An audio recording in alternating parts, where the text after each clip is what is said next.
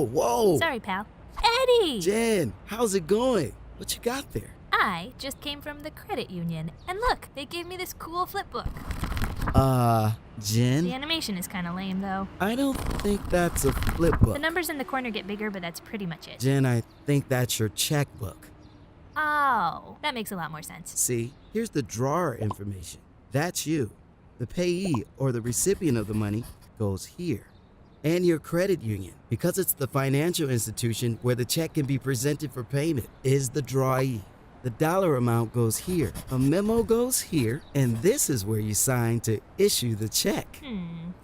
Nice try. Checks have come a long way. The very first checks were written like letters. In the 1700s, the first printed checks were on special paper that you could only get at the bank. These checks featured fancy designs that were difficult to copy and made forgeries easy to spot. That's actually where the word itself comes from, checking for forgery. Huh. Should I be worried if my checks look kind of simple? Nope. Your checks have other security features.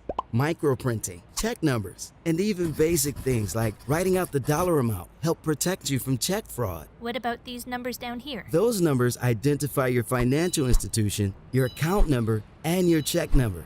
They make it possible for checks to be read and sorted by machine. In the early days of checking, bank clerks would actually meet at the end of the day to exchange checks and settle the balances. These days, financial institutions send check images electronically to speed up the process. If everything is so speedy now, how come there's a waiting period when I deposit a check? The holding period is the amount of time it takes your financial institution to clear the check, meaning they verify the amount and transfer the money. It can vary from a couple of days to a week or more, depending on the financial institution. If there are insufficient funds to complete the transfer, the check bounces.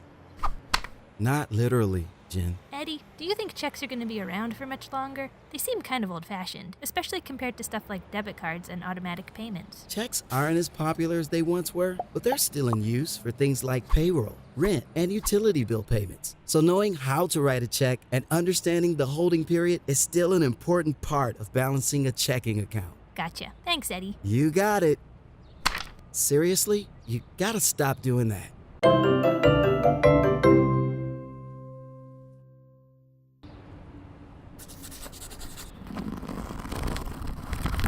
Awesome.